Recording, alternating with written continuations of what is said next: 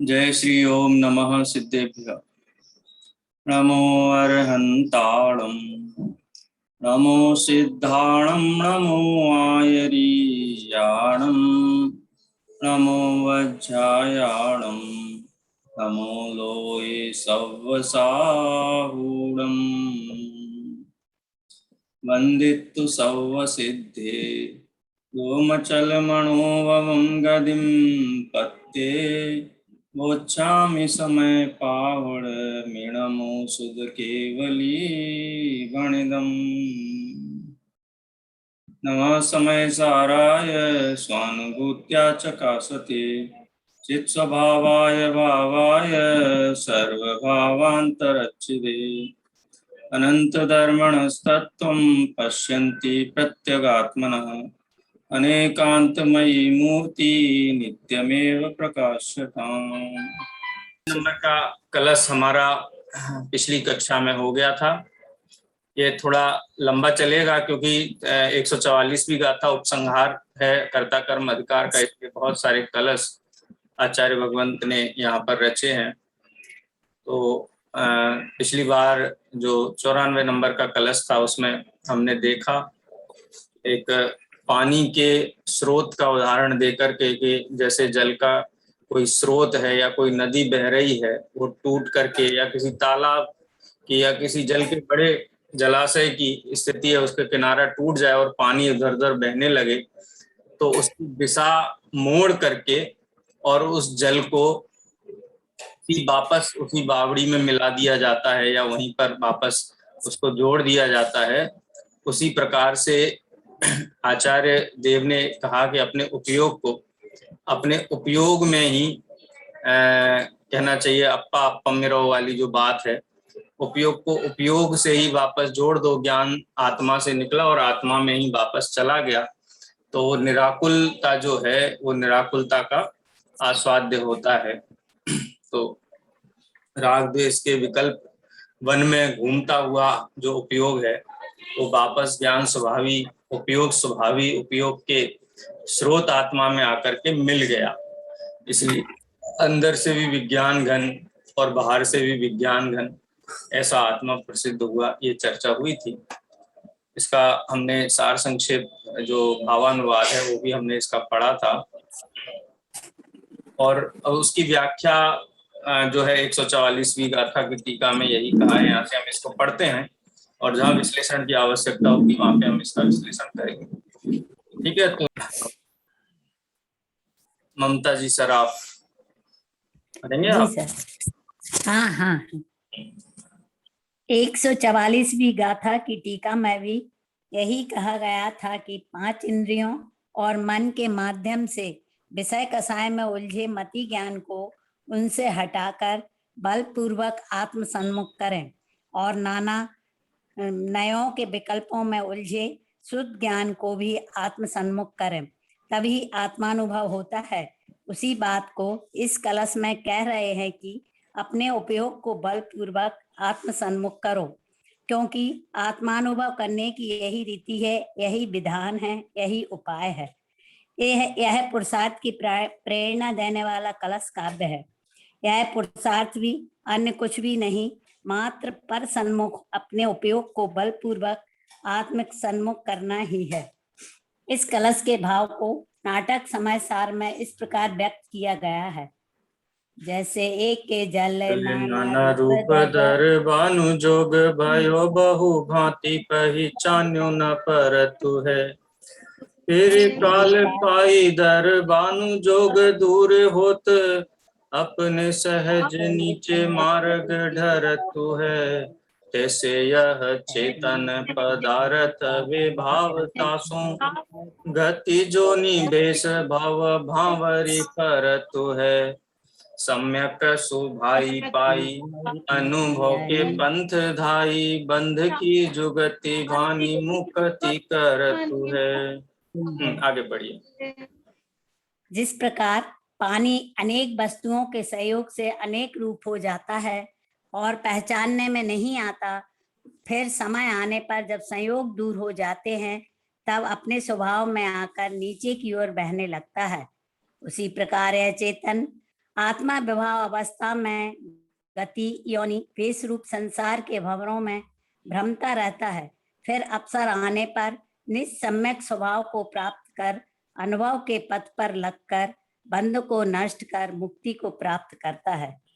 प्रश्न, संस्कृत छंद का जो भाव ऊपर बताया गया है उसमें और नाटक समाचार के छंद के भाव में एक रूपता दिखाई नहीं देती, क्योंकि संस्कृत के छंद में तो यह कहा गया है कि पानी अपने समूह से च्युत होकर नीचे की ओर बहता है, किंतु जब उसे बलपूर्वक ढाल वाले मार्ग से मोड़ दिया जाता है तब वह उसी में आ मिलता है। और यहाँ यह कहा जा रहा है कि वस्तुओं के संयोग से पानी अनेक रूप हो जाता है और संयोग दूर होने पर स्वभाव में आकर नीचे की ओर बहने लगता है। पानी के दृष्टांत में जो अंतर है वैसा ही अंतर सिद्धांत में भी दिखाई देता है। इसका कारण क्या है? उत्तर, यह तो पहले स्पष्ट किया ही जा चुका है कि बनारसी दास जी नाटक समाचार में सर्वत्र कलश टीका का अनुसरण करते हैं। लगता है यहाँ भी ऐसा ही हुआ है, क्योंकि कलश टीकाकार पांडे राजमल जी इस छंद कलश का भाव इस प्रकार व्यक्त करते हैं, जिस प्रकार पानी का शीत स्वच्छ और द्रव्यक्त स्वभाव है, उस स्वभाव से वह कभी च्युत होता है, अब अपने स्वभाव को छोड़ता है। उसी प्रकार जीव द्रव्य का स्वभाव केवल ज्ञान, केवल दर्शन, अतीन्द्रिय सुख इत्यादि अनंत गुण स्वरूप है और वह उससे अनादिकाल से भ्रष्ट हुआ है, विभाव रूप परिणमा है। जिस प्रकार पानी अपने श्वास से भ्रष्ट हुआ नाना वृक्ष रूप परिणमता है, उसी प्रकार जीव द्रव्य अपने शुद्ध स्वरूप से भ्रष्ट हुआ नाना प्रकार चतुर्गति पर्याय रूप अपने को आस्वादता है। जिस प्रकार पानी अपने स्वरूप से भ्रष्ट होता है और काल का निमित्त पाकर पुनः जल रूप होता है, नीचे के मार्ग से ढलकता हुआ पुंज रूप भी होता है, उसी प्रकार जीव द्रव अनादि से स्वरूप से भ्रष्ट है। शुद्ध स्वरूप लक्षण सम्यक्त गुण के प्रकट होने पर मुक्त होता है, ऐसा द्रव्य का परिणाम है। नाटक समाचार का छंद उक्त भाव का ही अनुसरण कर रहा है। निजोग से च्युत पानी का ढाल वाले मार्ग में द्वारा उसी समूह में आ मिलना सहज स्वभाव से सबको स्वीकृत नहीं होता। लोगों को ऐसा लगता है कि ऐसे कैसे हो सकता है, क्योंकि पानी का स्वभाव तो नीचे को बहना ही है, तथा पानी का स्वभाव ही जब नीचे बहना है तो फिर पानी का निजोग से च्युत होकर नीचे बहना विभाव कैसे माना जा सकता है। इस प्रकार के चिंतन से संगति बिठाने के लिए यह कहा गया है कि जब जल निजोग से च्युत होता है तो वह ऐसे एड़े तेड़े उवड़ खावड़ मार्ग से भटक जाता है। नाना प्रकार की पृथ्वी और नाना प्रकार की वनस्पतियों में विलीन सा ही हो जाता है, किंतु उसी जल को जब ढाल वाला नीचा मार्ग मिल जाता है तो वह स्वाभाविक रूप से शांत होकर सहज भाव से बहने लगता है। इसी प्रकार यह भगवान आत्मा भी अंतर्मुख सहज स्वाभाविक परिणाम से च्युत होकर भटक जाता है, नाना प्रकार के गेयों में उलझकर रह जाता है, विभाव रूप परिणमने लगता है, किंतु जब उसे बलपूर्वक विवेक के मार्ग में लगा दिया जाता है तो अंतर्मुख होकर सहज भाव से स्वभाव में परिणमने लगता है, सम्यक दर्शन ज्ञान चारित्र रूप परिणमने लगता है। प्रश्न, दोनों अर्थों में कौन सा अर्थ सही है? उत्तर, दोनों ही सही हैं, क्योंकि दोनों के भाव में कोई अंतर है ही नहीं। अंतर तो मात्र उदाहरण को घटित करने में है, उसके स्पष्टीकरण में है, निष्कर्ष में तो कोई अंतर है ही नहीं। इस कलश का भाव स्वामी जी इस प्रकार स्पष्ट करते हैं। यहाँ नदी के प्रभाव के दृष्टांत द्वारा जीव की पर्याय जनित भूल और स्वभावगत विशेषता को समझाकर स्वभाव का लक्ष्य कराते हैं। जिस प्रकार नदी का अपार जल समूह अपने वेग से अपनी धारा से बह रहा हो, उसमें से थोड़ा सा पानी अपनी धारा को छोड़कर अन्य रास्ते से इधर उधर बहकर गहन वन में कहीं दूर चला जावे, पश्चात उसे कोई व्यक्ति ढाल वाले मार्ग से उसी नदी की ओर मोड़ देवे, तो फिर वह पानी ढाल पाकर पानी के मूल समूह की ओर प्रवाहित होता हुआ पानी के मूल समूह में मिल जाता है। उसी प्रकार है भगवान आत्मा अनादिकाल से अपने विज्ञान घन स्वभाव से ही च्युत हुआ था, भ्रष्ट होकर प्रचुर विकल्प जाल रूपी वन में भटक गया था। अपनी त्रिकाली ध्रुव स्वभावी प्रवाह रूप वस्तु तो त्रिकाल अपने ज्ञान व आनंद से रस से भरपूर ही पड़ी है, किंतु केवल पर्याय में वह आत्मा उस परिपूर्ण स्वभाव से च्युत हो रहा है, अनादिकाल से भ्रष्ट हो रहा है। अब वह अपने उग्र प्रसाद से विवेक रूपी ढाल वाले मार्ग द्वारा अपने यथार्थ स्वरूप को विज्ञान घन स्वभाव की ओर आया है। कलश टीका में पंडित राजमल जी ने विवेक निम्न गमनात् पद का अर्थ किया है कि शुद्ध स्वरूप का अनुभव यही हुआ। नीचा ढाल वाला मार्ग उस कारण से जीव द्रव्य का जैसा स्वरूप था वैसा प्रकट हुआ। जो अज्ञानी जीव अनादिकाल से अपने विज्ञान घन स्वभाव से भ्रष्ट हुआ, प्रचुर विकल्प रूपी गहन वन में दूर दूर तक भटक रहा था, अनेक प्रकार के विकल्प के राग जाल में स्वतः उलझ रहा था, दया दान व्रत आदि शुभ पुण्य रूप तथा हिंसादि अशुभ पाप रूप अनंत प्रकार के शुभाशुभ विकल्पों या अनेक प्रकार के नए विकल्पों के इंद्रजाल में स्वयं अपने विभाव स्वभाव में अटक रहा था। वह तत्वज्ञान के बल से उसे दूर से ही छोड़कर अर्थात रागादि से मिले बिना ही अपने उपयोग को स्वभाव में जोड़ देता है। भेद ज्ञान द्वारा प्राप्त अपने बल से ही अपने चेतन स्वभाव की ओर झुक जाता है। इस श्लोक में ऐसा पाठ है कि विवेक निम्न गमनात्, इसका अर्थ यह है कि भेद ज्ञान रूपी मार्ग द्वारा स्वयं अपने ज्ञान घन स्वभाव में आ मिलता है। ढाल वाला मार्ग अर्थात भेद ज्ञान रूपी गंभीर मार्ग इसके द्वारा स्वरूप में आ मिलता है। भेद ज्ञान रूपी जो गंभीर ढाल वाला मार्ग है वह अंतर स्वभाव की ओर जाने वाला मार्ग है और विकल्प पर की ओर जाने वाला मार्ग है।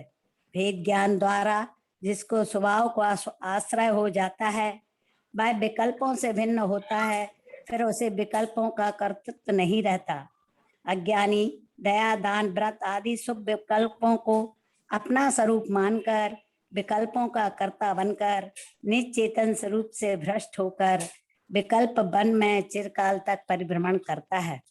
पानी का समूह तो समुद्र, नदी, झील और तालाब सभी होता है, तथापि स्वामी जी ने जलोक का अर्थ नदी ही किया है, जो उपयुक्त ही है, क्योंकि समुद्र, झील और तालाब का पानी यदि अपने समूह से च्युत होकर नीचे की ओर बह जावे तो आंतरिक प्रयोग के बिना उसका उसी जल समूह में मिलना संभव नहीं है, परंतु निज समूह से च्युत नदी के पानी को ढाल वाले मार्ग से उसी जल समूह में मिलाना बिना यंत्र के भी संभव है, क्योंकि नदी का पानी भी तो सहज भाव से नीचे की ओर ही बह रहा है।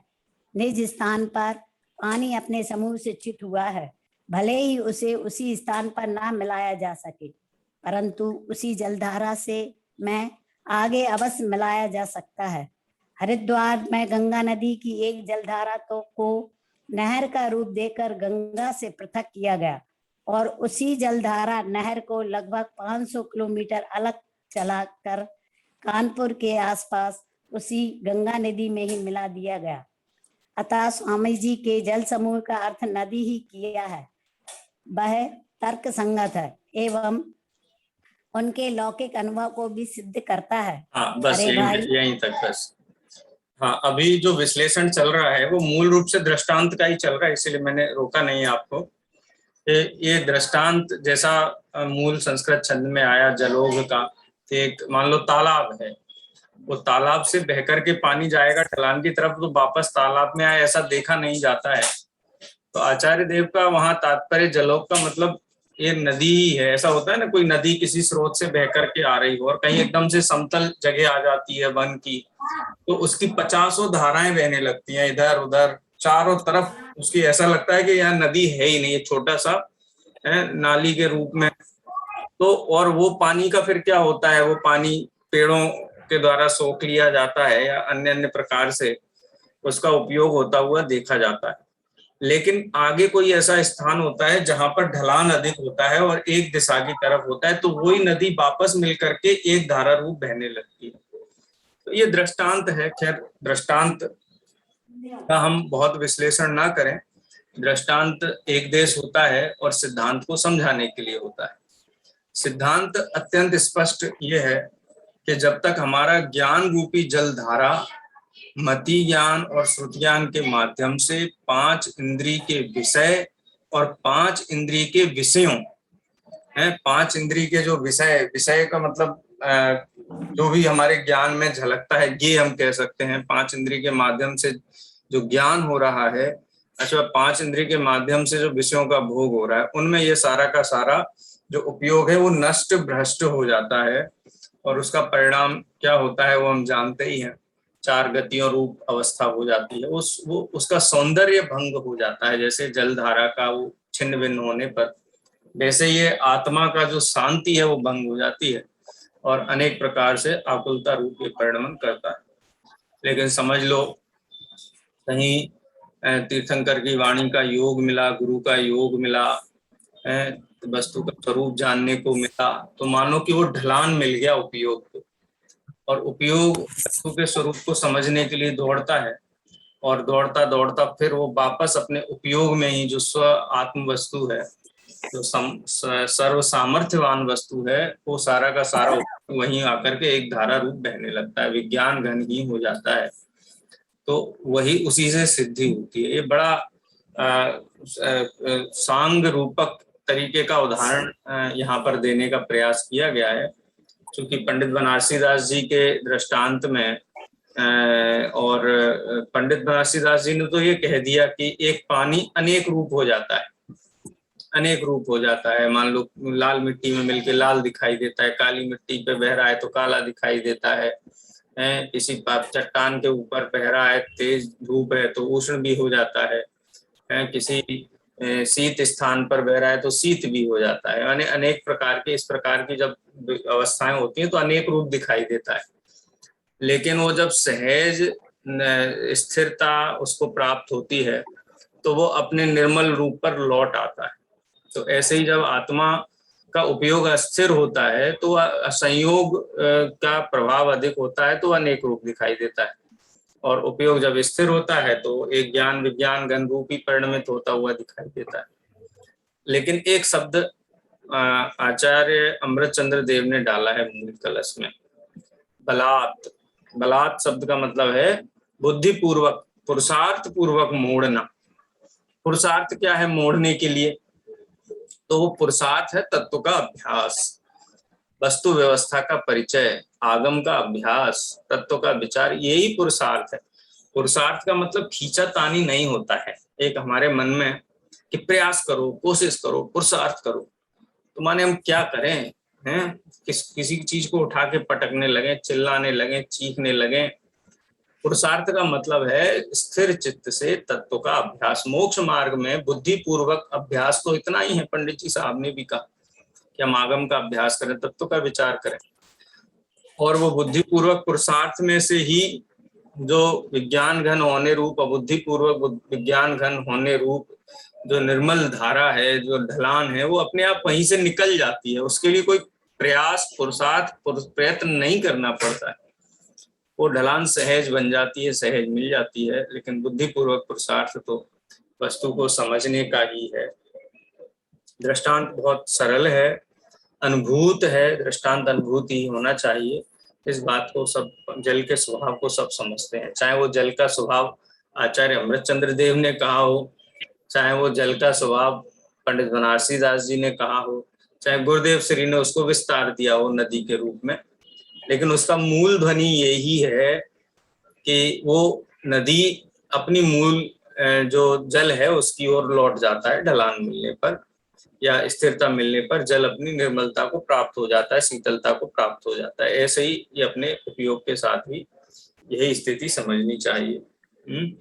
जब जीव अजीव तत्व के संबंध में भूल मिट जाए, कर्ता कर्म संबंधी भूल मिट जाए, पर द्रव्य को देख करके इष्ट अनिष्ट बुद्धियां ना हो, 5 इंद्रिय के विषयों में जो सुख बुद्धि है उनके पीछे दौड़ धूप जो हमारा उपयोग करता है। जब समझ में आ गया कि इनमें कुछ नहीं है तो उपयोग स्थिर हो जाए, तो इसी को समझ लीजिए ढलान है। तत्व विचार की ढलान मिलकर उपयोग अपने उपयोग की ओर लौट आता है।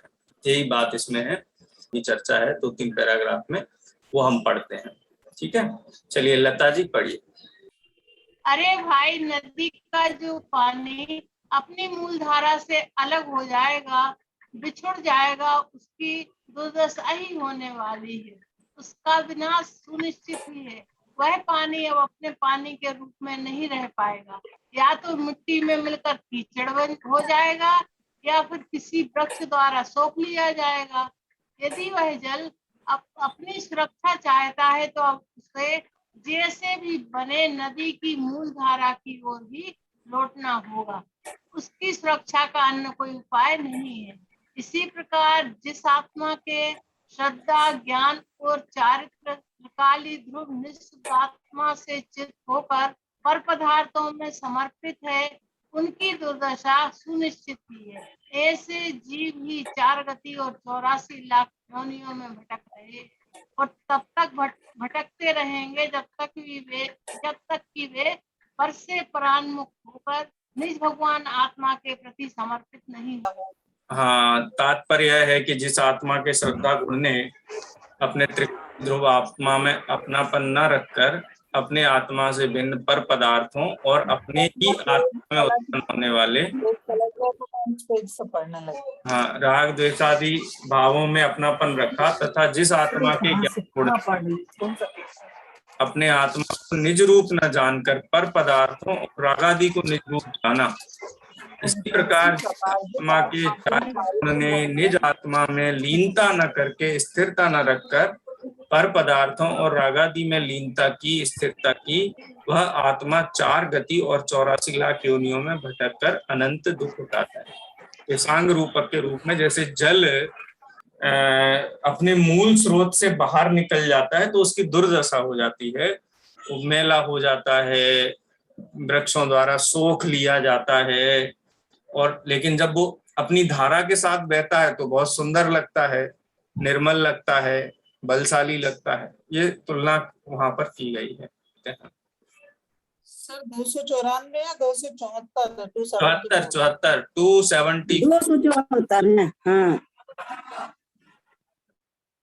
जो आत्मा आत्मोन्मुखी पुरुषार्थ द्वारा अपने श्रद्धा, ज्ञान और चारित्र गुण को आत्मसन्मुख करते हैं, अर्थात ऐसा श्रद्धान करते हैं कि मैं तो त्रिकाली ध्रुव ज्ञान स्वभावी आत्मा हूँ, ऐसा ही जानते हैं और इसी आत्मा में उपयोग स्थिर कर लीन हो जाते हैं। वे सम्यक दर्शन, ज्ञान और चारित्र को प्राप्त कर अनंत सुखी हो जाते हैं। अतः प्रत्येक आत्मार्थी भाई बहन का कर्तव्य है कि वे अपने श्रद्धा, ज्ञान और चारित्र को पुरुषार्थ पूर्वक निज आत्मा की ओर मोड़ें, क्योंकि सुखी होने का एकमात्र यही उपाय है। इस प्रकार इस कलश में इंद्रियों के माध्यम से विषय विकार में फंसे और नयों के विकल्प जाल में उलझे आत्मा को निज स्वभाव से भ्रष्ट बताकर अंतरोन्मुखी पुरुषार्थ द्वारा निज शुद्धात्म तत्व को प्राप्त करने की प्रेरणा दी गई है। इस प्रकार 93 और 94 इन 2 कलशों में नए पक्षातीत भगवान आत्मा के प्रकरण का समापन करके अब आगामी 5 कलशों में संपूर्ण कर्ता कर्म अधिकार का समापन करते हैं। छंद पढ़ता हूं मैं, आप उसको दोहराइए। विकल्प कह परम कर्ता, विकल्प कह परम कर्ता, विकल्प कर्म केवलम, विकल्प कर्म केवलम, न जातु कर्तृकर्मत्वं, न जातु कर्तृकर्मत्वं, सविकल्पस्य नश्यति। सविकल्पस्य नश्यति। विकल्पकः माने विकल्प करने वाला।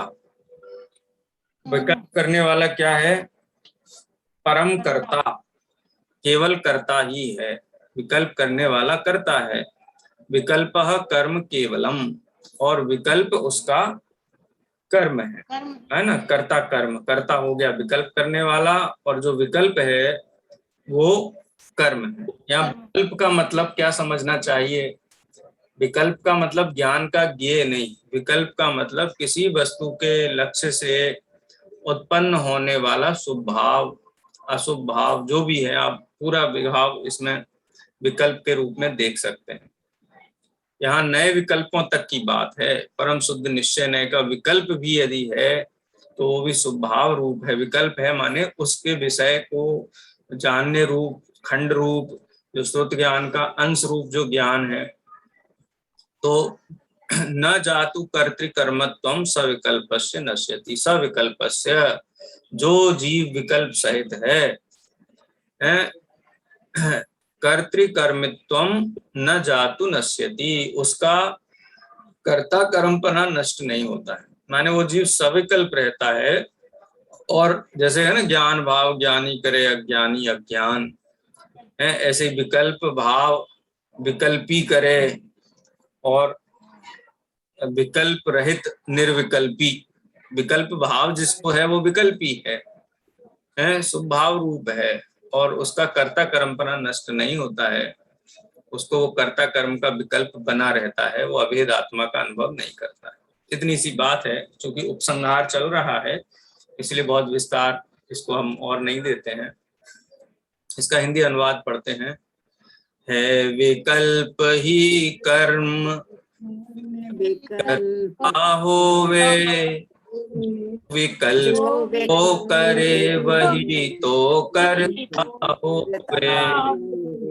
नित्य ज्ञानी में ही होवे, सविदित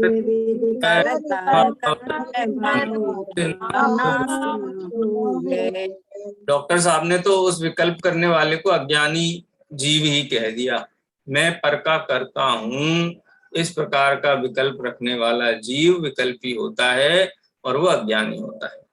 विकल्प करने वाला करता है और वह विकल्प ही उसका कर्म है। इस प्रकार सविकल्प पुरुषों की कर्ता कर्म प्रवृत्ति कभी नष्ट नहीं होती। तात्पर्य यह है कि जब तक विकल्प भाव है तब तक कर्ता कर्म भाव है, और जब विकल्पों का अभाव हो जाता है तब कर्ता कर्म भाव का भी अभाव हो जाता है।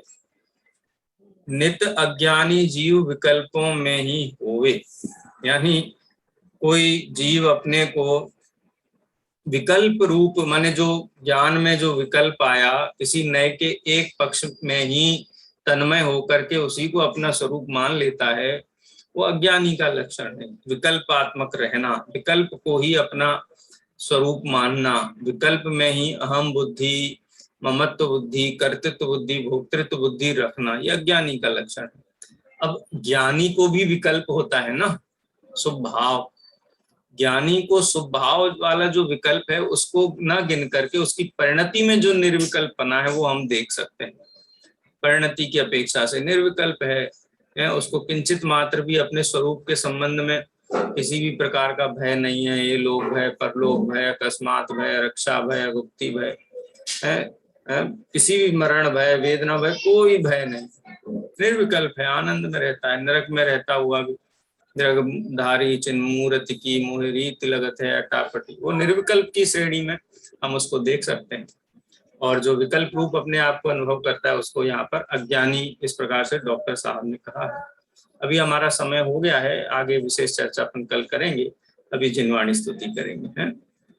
निज निधि निज में बताई अनंत उपकार है, इसके लिए जिनवाणी मां को वंदना सत्कार है, वंदना सत्कार।